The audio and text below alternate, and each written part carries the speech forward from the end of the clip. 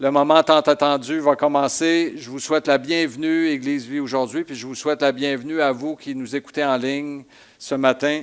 Nous sommes dimanche, le 16 novembre, et puis j'ai un message pour vous qui s'intitule « Le retour au bercail ». Maintenant, ce que je veux dire aussi, c'est que par le ministère de l'Église, par mon ministère également, par le ministère de Michel, par le ministère de l'Église Vie aujourd'hui, nous sommes très heureux de persévérer dans ce ministère contre vents et marées, parce que je vous assure que parfois, on a des vents de face qui sont difficiles, puis ça amène presque au découragement, mais Dieu nous fortifie et nous ne perdons pas courage. Pourquoi? Parce que c'est un ministère important. Le ministère de l'Église, partout où les églises sont implantées, sont des ministères importants. Pourquoi? Parce que ces ministères-là sauvent des âmes. Parce que ce sont des ministères qui amènent la connaissance de Christ et qui renversent les forteresses de la connaissance humaine pour arracher des flammes, des âmes, pour les amener repentantes aux pieds du Seigneur et destinées à la vie éternelle, rien de moins, destinées à être des co-héritiers, des co-héritières de Christ. Et c'est pourquoi je suis fier de mon ministère, je suis fier du ministère de chacun d'entre vous qui persévérez également au sein de l'Église Vie aujourd'hui. Depuis notre existence, à chaque année, des âmes ont été sauvées parmi nous et ça va continuer également tant et aussi longtemps qu'on va persévérer parce que le Seigneur est au milieu de nous pour accomplir également ce ministère avec nous. Nous, tout ce que le Seigneur nous demande, c'est Marc, Michel, Annie, Sébastien, Daniel, André, etc. Je peux nommer tout le monde ici. C'est prends courage, mon ami. Fortifie-toi et prends courage seulement. Je serai avec toi dans tout ce que tu vas entreprendre. Et Dieu est fidèle. Alors, je vous invite à prendre courage, même si l'hiver, cette année, commence sur les chapeaux de roue, et puis qu'il y en a qui sont très contents. Moi, personnellement, je trouve ça beau, la neige, mais c'est sûr que quand c'est le dimanche matin, puis que tu sais que ça va devenir une source d'empêchement pour beaucoup de personnes, pour venir célébrer une âme qui s'engage par les eaux du baptême à suivre Jésus, c'est sûr que ça m'affecte. Mais en même temps, l'hiver, c'est une belle saison. C'est Dieu qui a donné cette saison-là. Et je veux en profiter pour féliciter la famille de Jonathan de venir ici se joindre à lui pour participer à ce moment bien spécial. Et Jonathan, tout à l'heure, derrière le rideau, on était seuls. Puis il dit, Marc, je veux te dire une chose. Il dit, j'avais hâte. Il dit, dans les dernières semaines, j'avais hâte à cette journée.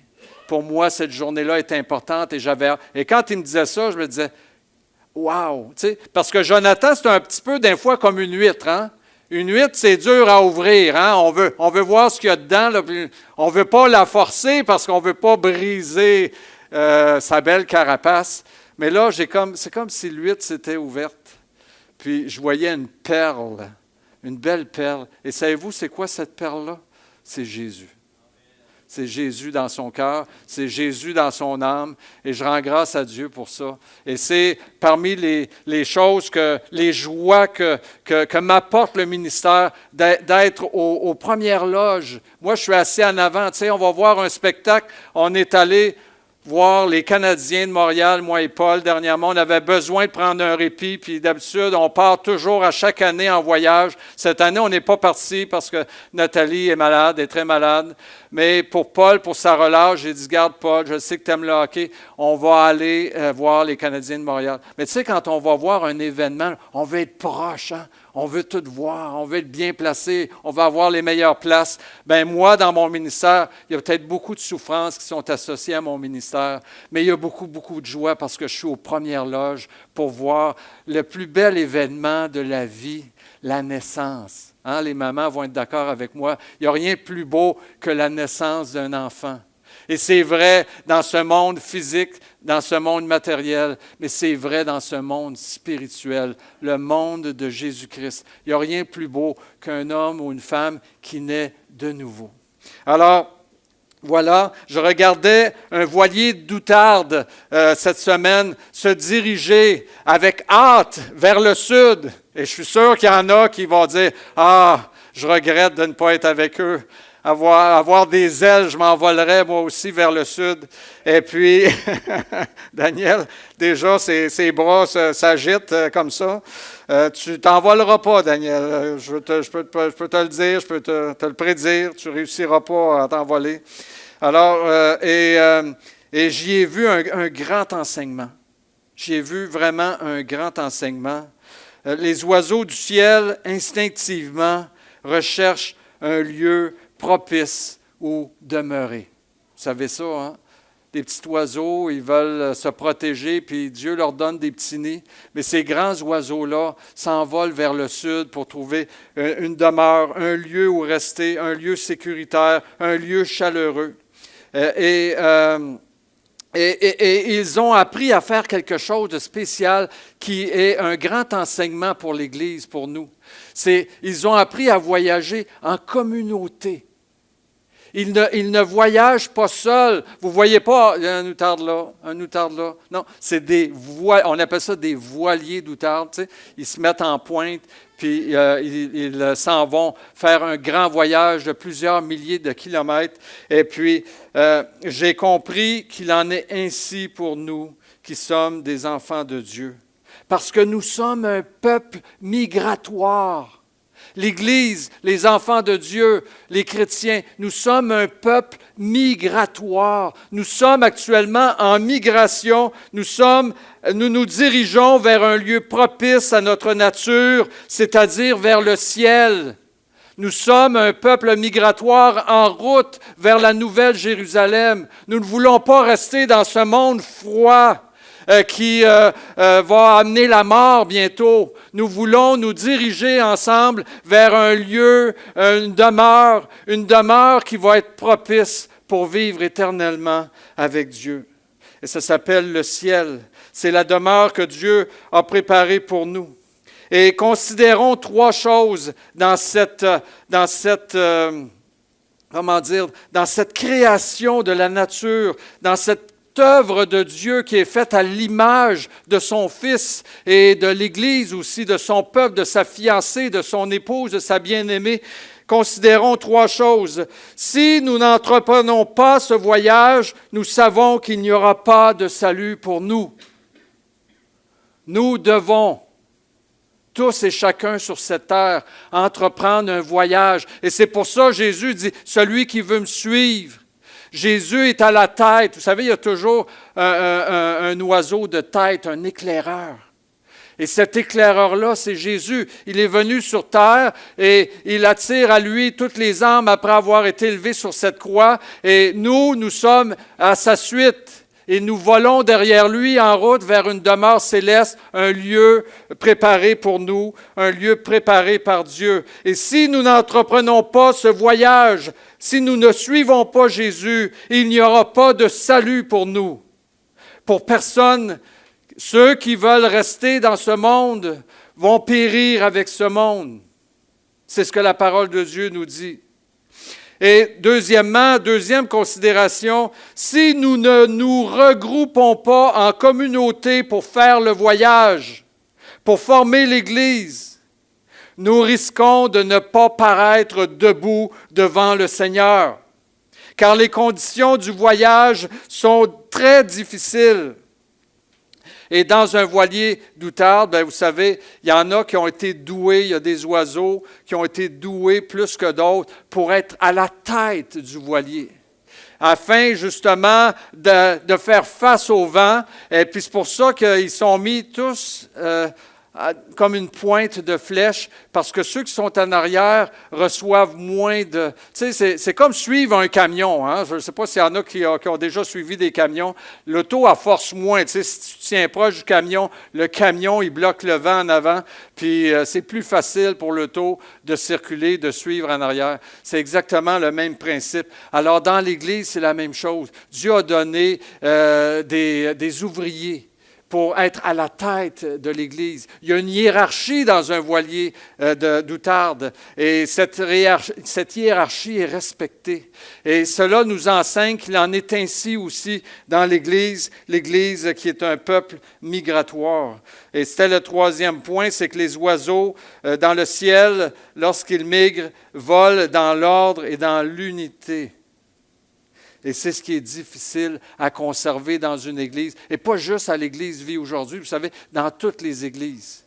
Cette semaine, j'ai eu un pasteur qui m'a appelé et m'a dit « On vit des gros bouleversements actuellement dans l'Église. Les choses ne se passent pas pantoute comme on imaginait que les choses se passeraient. » Puis on est en train de chercher à être en association avec une Église comme la vôtre, parce qu'on se connaît depuis quelques années.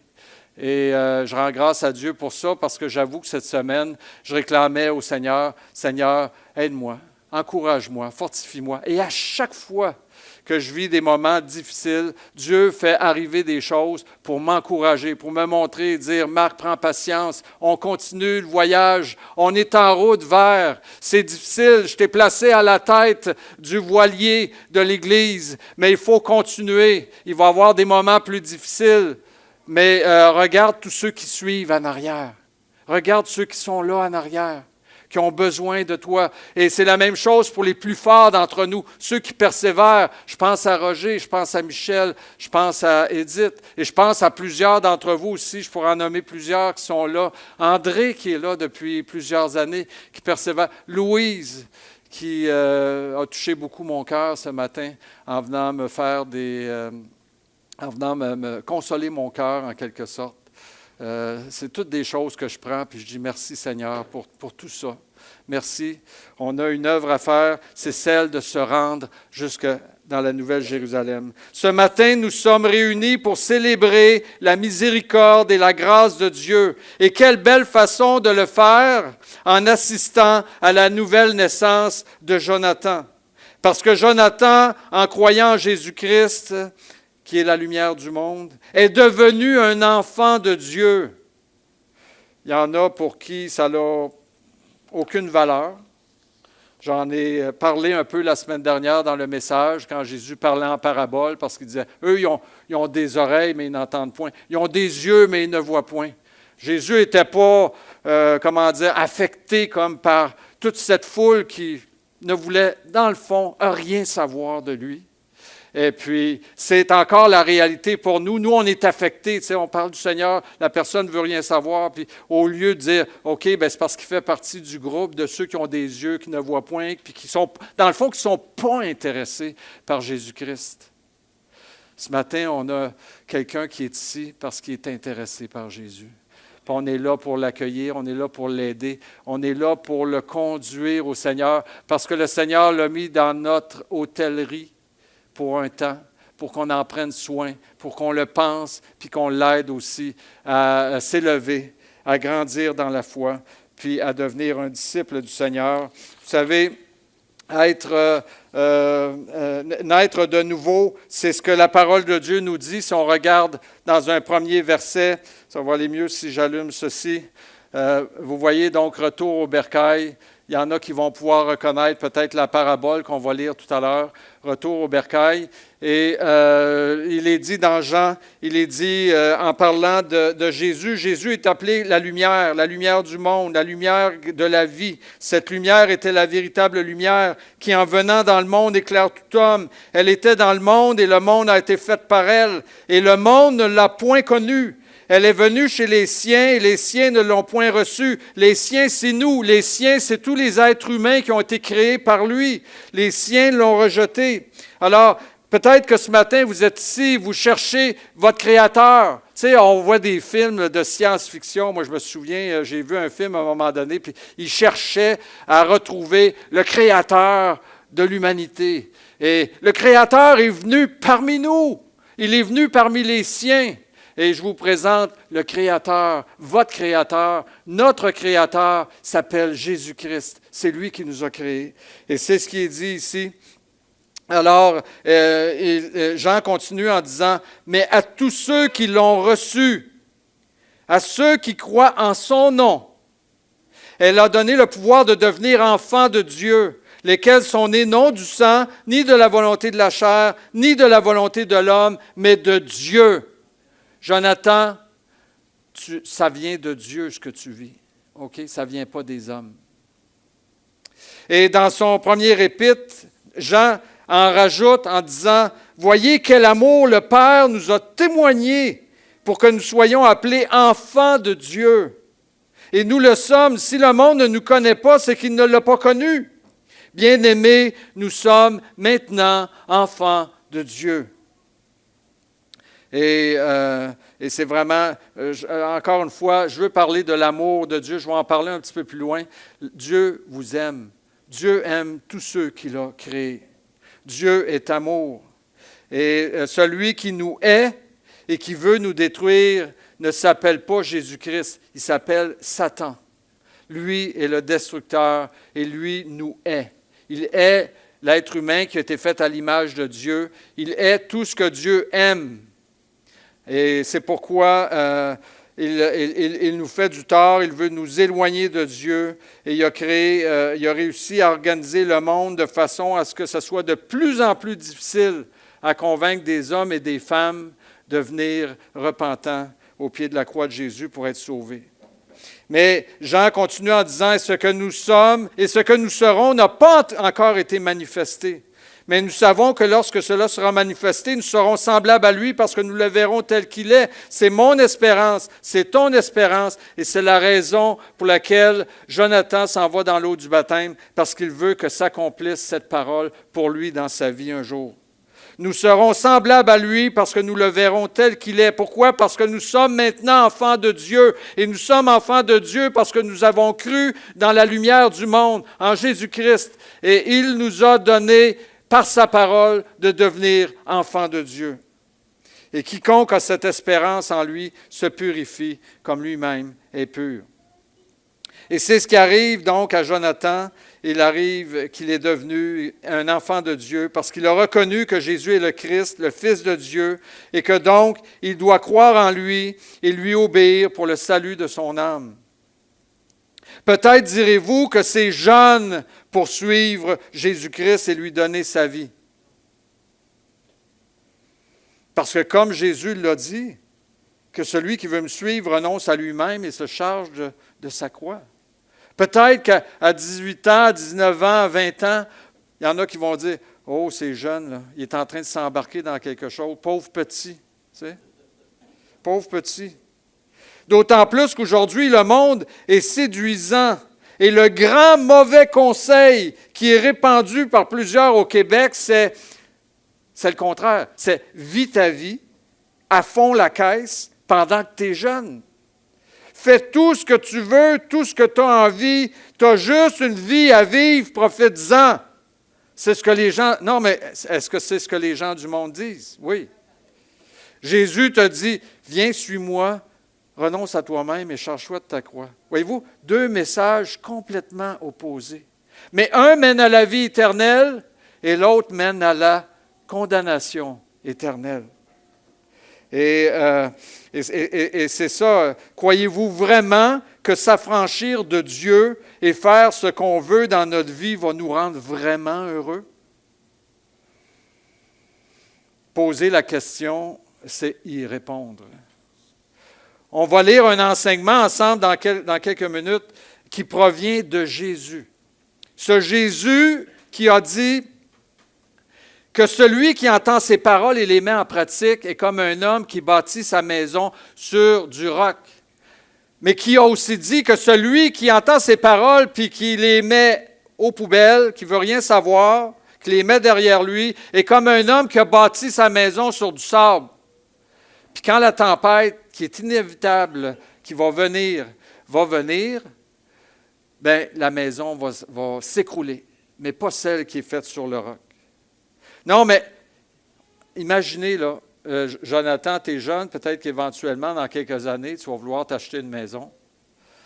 Et si tu as l'opportunité d'acheter une maison ou l'autre, il y en a une qui est construite avec un beau salage de 8 pieds, puis une footing, puis excusez-moi les termes anglais de construction.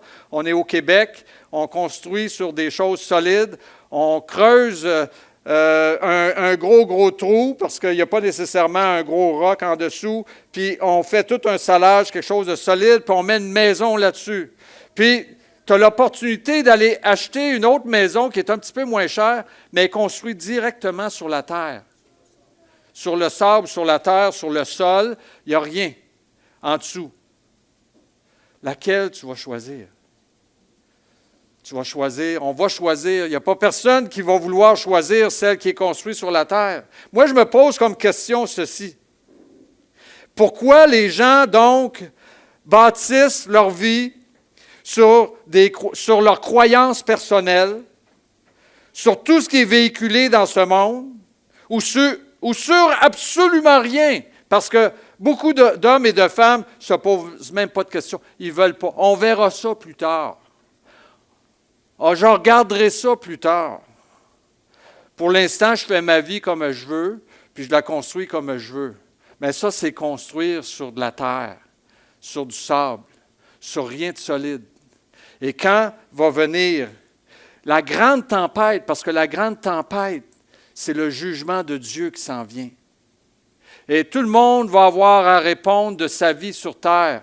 Et la Bible dit que le salaire du péché, c'est la mort. Mais le don gratuit de Dieu, c'est la vie éternelle en Jésus-Christ. Alors, félicitations, Jonathan, parce que Dieu a mis dans ton cœur une sagesse, la sagesse de construire ta maison sur quelque chose de solide, d'aller acheter la maison qui est construite sur un salage et sur un fondement solide. Alors, voici donc le texte qui s'appelle soit l'enfant prodigue ou le retour au bercail. On va le lire ensemble. Je vais donner juste quelques explications au travers de la lecture qu'on va faire. Et puis, par la suite, je vais inviter Jonathan à venir me rejoindre en avant. Donc, il dit encore, c'est Jésus qui parle, « Un homme avait 2 fils. Le plus jeune dit à son père, « Mon père, donne-moi la part de bien qui doit me revenir. » Et le père leur partagea son bien. Et peu de jours après, le plus jeune fils, ayant tout ramassé, partit pour un pays éloigné où il dissipa son bien en vivant dans la débauche. Encore une fois, la question est posée à chacun d'entre nous, à vous qui m'écoutez.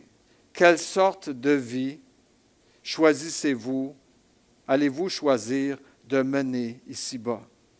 Dieu nous laisse choisir la vie qu'on désire. Et il ne nous enlève pas tout ce qu'on a quand on décide de vivre notre vie sans lui comme on l'entend. Et c'est parfois ce qui perd les hommes parce qu'ils vont dire, « Regarde, moi, je fais brillante et joyeuse vie.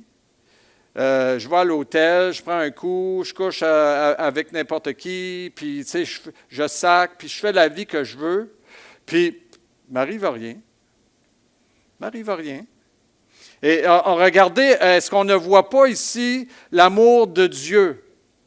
Parce que dans la parabole, c'est une préfiguration de Dieu avec l'humanité qui lui dit, « Donne-moi la part qui me revient, puis moi je vais aller vivre la vie que je veux loin de ta face. » Un peu comme Caïn, où il est dit dans Genèse, il partit vivre loin de la face de Dieu. Et Dieu, dans sa bonté, il n'a pas dit, « OK, mais laisse l'héritage ici. » là. Tu sais, le plus grand don qu'on a reçu de la part de Dieu, c'est quoi? C'est la vie, le souffle, le cœur qui bat. Et Dieu pourrait dire, « Si tu fais ça, je t'enlève la vie. » Non, Dieu ne le fait pas. Dieu est bon dans sa bonté. Il a dit à son fils, « Tu veux partir? Regarde, je vais même te donner une part d'héritage qui te revient. » Au lieu de te maltraiter, puis va faire ta vie. Est-ce que le Père le fait avec joie? Non, avec tristesse, avec peine.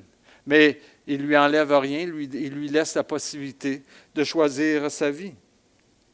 Alors, Dieu a donné des dons à chaque individu. Il n'a pas donné juste le don de la vie, il y en a qui ont reçu beaucoup dans cette vie.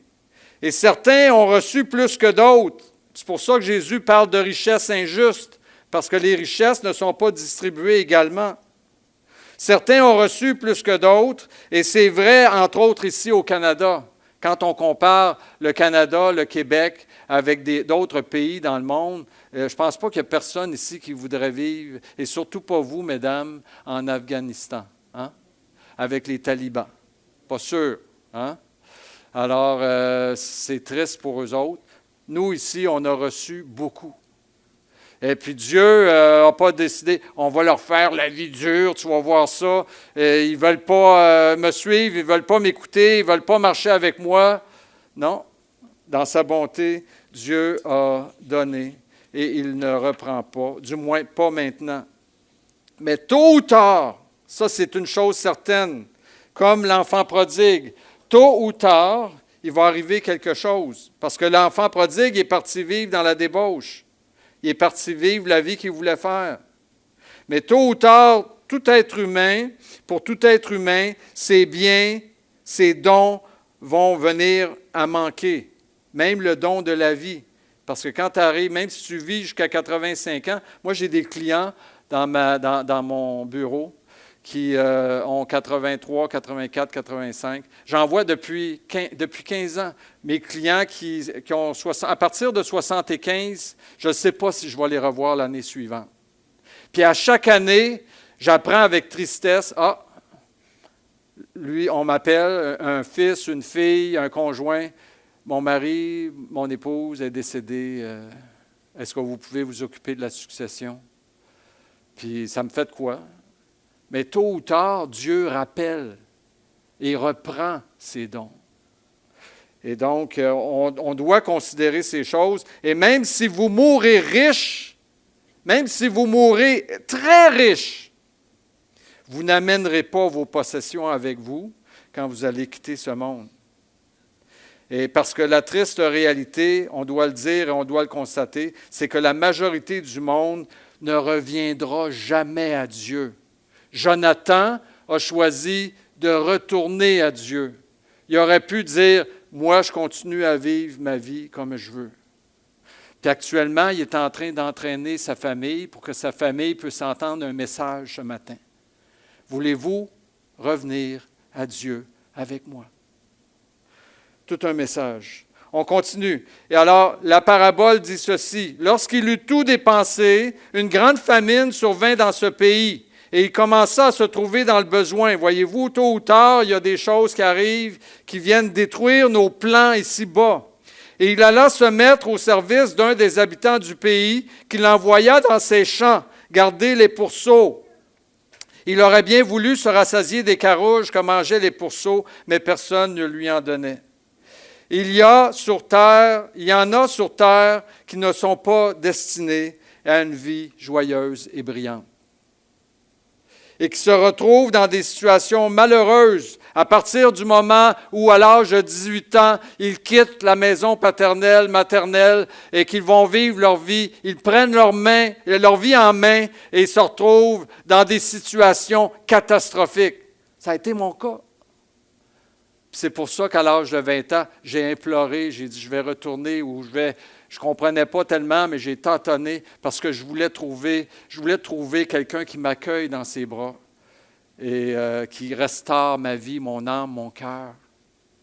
Alors, il y a de ces gens, malheureusement, qui se retrouvent dans des situations malheureuses. Ils deviennent vite errants et perdus sur la terre comme des brebis sans berger. Et puis, c'est peut-être votre cas aussi, à vous qui m'écoutez ce matin. Il y a un message d'espoir pour vous ce matin. Tout un message d'espoir. Vous savez, il y a un chant, je me suis mis, quand j'étais à cette partie-là de l'étude de mon message, il y a un chant qui est venu dans mon cœur. Et c'est un chant que je chantais autrefois qui dit « Où cherchez-vous le bonheur ? Dans ce monde où tout passe. » Je vais épargner vos oreilles maintenant. Je n'en chanterai pas plus, mais c'est la réalité. Tout passe dans ce monde. Continuons notre texte. Il est ici, on est rendu ici. Étant rentré en lui-même, il se dit, « Combien de mercenaires chez mon père ont du pain en abondance, et moi ici, je meurs de faim. Je me lèverai, j'irai vers mon Père, et je lui dirai, mon Père, j'ai péché contre le ciel et contre toi. Je ne suis plus digne d'être appelé ton fils. Traite-moi comme l'un de tes mercenaires. Je veux vous dire, à vous qui m'écoutez, tout commence quand on se met à réfléchir et à regarder la situation en face lucidement. À quoi ressemble votre vie actuellement? Vivez-vous vraiment la vie que vous vouliez vivre, que vous espériez vivre? Et vivre une vie, si vous rentrez en vous-même et vous réfléchissez, est-ce que c'est ce que vous voulez? Vivre une vie, vous allez tout essayer dans ce monde, puis après ça, vous allez mourir et c'est fini? Est-ce la vie que vous cherchez? Est-ce la vie dans laquelle vous espérez? Si vous espérez la vie juste ici-bas, comme Paul l'a écrit dans 1 Corinthiens 15, vous êtes les plus malheureux des hommes et des femmes. Si vous ne le savez pas, là, vous êtes les plus malheureux. Moi, Jonathan, on attend quelque chose. Nous, on ne veut pas juste vivre la vie ici-bas. On veut surtout vivre la vie à venir. Et c'est pourquoi, en Jésus-Christ, on sait qu'on va ressusciter. Parce que Jésus s'appelle la résurrection et la vie. Et c'est lui qu'on a en nous. Donc, c'est important de réfléchir. Et parce que, vous savez, l'enfant prodigue s'est retrouvé avec les pourceaux. Les pourceaux, dans la Bible, sont les synonymes d'un monde impur et souillé par le péché. Et c'est la condition de tous ceux qui sont sans Jésus-Christ. Ils se retrouvent dans un monde impur. Et croyez-vous vraiment, je vous pose la question, croyez-vous vraiment que vous allez vivre joyeuse et brillante vie, comme vous l'entendez, et qu'après, vous allez monter au ciel pour vivre dans la félicité? Encore une fois, poser la question, c'est y répondre. Peut-on penser que, sans se soucier de Dieu durant toute son existence, un homme peut espérer, par la suite, aller vivre une existence éternelle auprès de Dieu? Ce n'est pas ce que Jésus enseigne. Ce n'est pas ce que les Écritures enseignent. Et moi, je vous le dis, je ne prendrais pas de chance si j'étais vous. D'autant plus qu'on ne sait jamais le jour ou l'heure où on va quitter cette terre. Nous, on vit un drame à la maison. Nathalie, mon épouse, a 51 ans et elle est frappée d'une maladie qui ne laisse pas beaucoup de survivants. On ne sait jamais quand ces choses vont arriver, quand un drame va arriver, quand un accident va arriver. La vie est courte, même si vous vivez jusqu'à 80 ans. Jonathan, c'est ce que je te souhaite, de pouvoir vivre jusqu'à 85, 90 ans dans le Seigneur. Parce que toutes tes œuvres en Jésus-Christ vont te suivre pour devenir un immense trésor dans le ciel. Un trésor qui ne s'épuisera jamais. C'est la promesse que Jésus nous a faite et Jésus est fidèle à ce qu'il enseigne. Et si on continue, il est dit ici, et il se leva et il alla vers son père, l'enfant prodigue, retour au bercail. Il se leva et alla vers son père, et comme il était encore loin, son père le vit, et il fut ému de compassion. Il courut se jeter à son cou et le baisa. Le fils lui dit, « Mon père, j'ai péché contre le ciel et contre toi, je ne suis plus digne d'être appelé ton fils. » Voilà l'attitude qu'on doit avoir lorsqu'on retourne à Dieu, lorsqu'on va vers Dieu, lorsqu'on veut aller vers Dieu, lorsqu'on veut prendre possession des promesses de Dieu. Une attitude de repentance, une attitude de reconnaissance de notre nature pécheresse et de nos incapacités. Vous savez, je veux vous dire ceci, Dieu a compassion des pécheurs parce qu'il veut que tous soient sauvés. Et c'est comme ça que Dieu accueille chaque personne qui veut venir à lui avec sincérité et authenticité.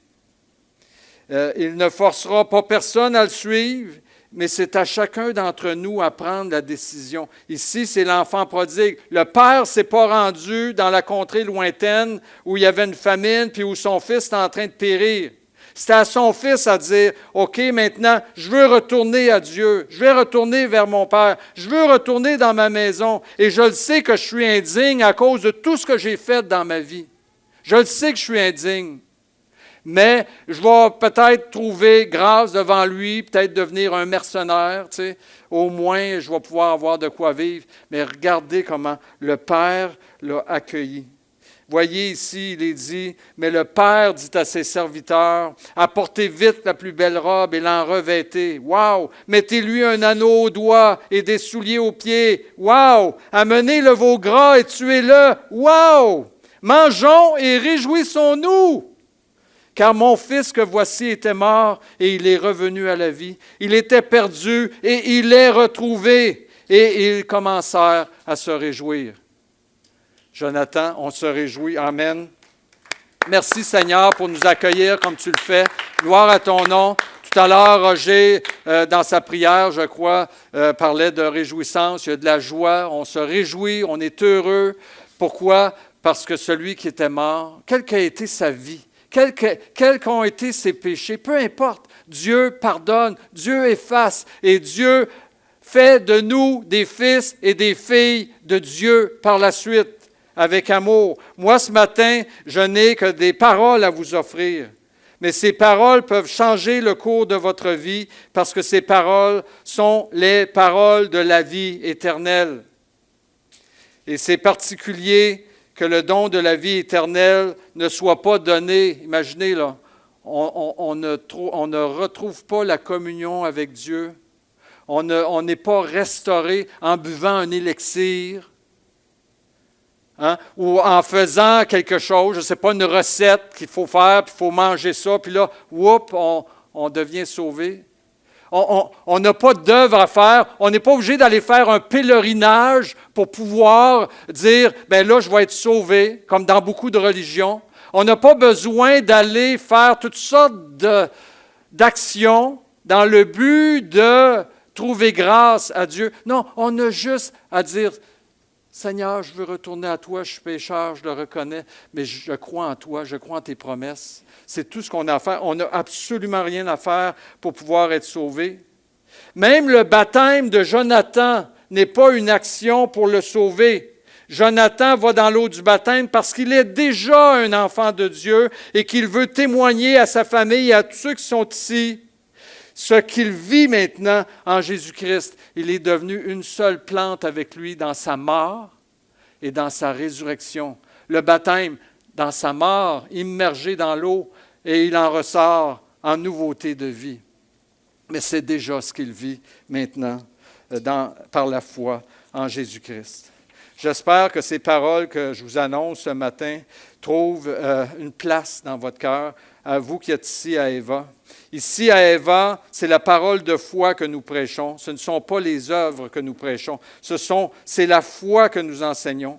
Parce que le salut est une grâce de Dieu et c'est par la foi seulement qu'on peut l'obtenir. On ne peut rien donner à Dieu pour être sauvé. Le rachat de notre âme est trop élevé. Et personne n'est assez riche ni assez bon pour payer son salut devant Dieu. Et c'est pourquoi Dieu a donné Jésus-Christ. Dieu lui-même s'est incarné dans la personne de Jésus parce que lui seul pouvait payer le prix de notre salut. Et vous savez quoi? Il l'a fait.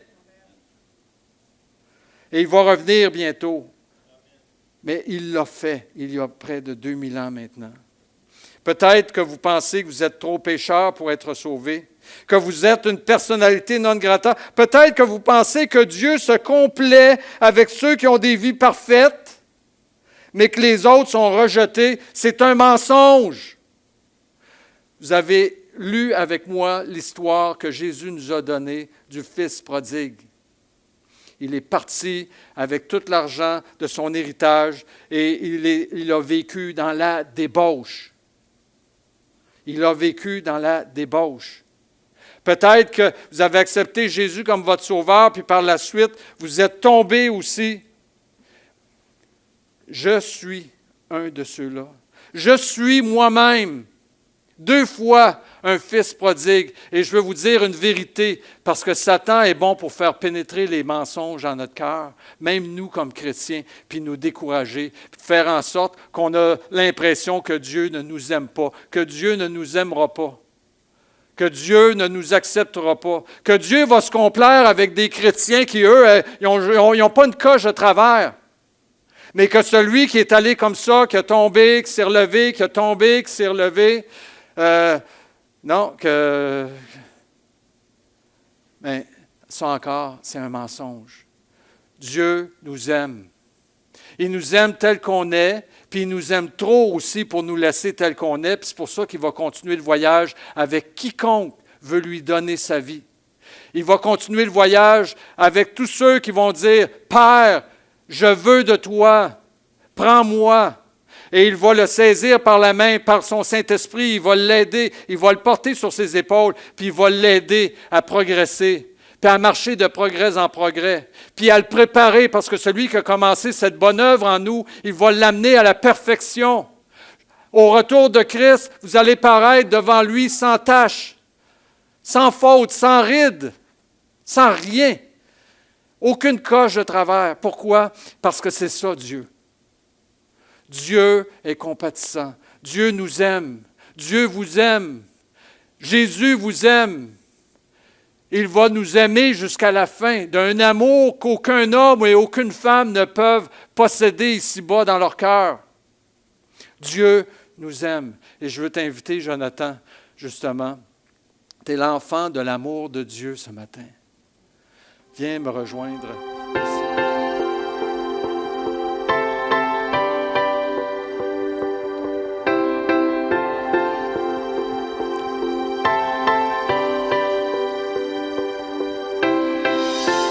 Notre Père éternel, toi qui as tout créé, Dieu tout-puissant, c'est par ton Saint-Esprit que Jésus fut conçu, Christ notre Sauveur. Oui, je crois en Dieu notre Père. Oui, je crois en Christ son Fils. Oui, je crois en ton Saint-Esprit, ô Trinité divine. Oui, je crois à la résurrection, que nous vivrons à jamais. Car oui, je crois dans le nom de Jésus.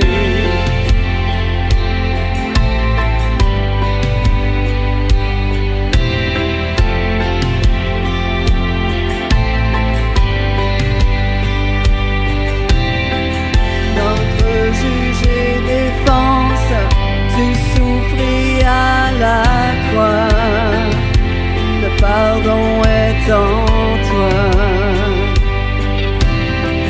descendu jusqu'aux ténèbres, tu es ressuscité, à jamais élevé. Oui, je crois en Dieu notre Père, oui, je crois en Christ son Fils. Oui, je crois en ton Saint-Esprit, ô Trinité divine. Oui, je crois à la résurrection, que nous vivrons à jamais. Car oui, je crois dans le nom de Jésus. Oui, je crois en lui. Je crois qu'il est vivant. Oui, je crois que Jésus est Seigneur. Tout le monde. Oui, je crois en lui. Oui, je crois qu'il est vivant. Oui, je crois que Jésus est Seigneur.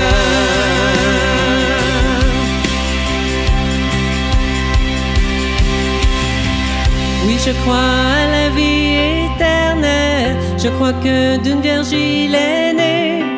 Je crois à la communion des saints et en ta sainte Église. Oui, je crois à la résurrection quand Jésus reviendra.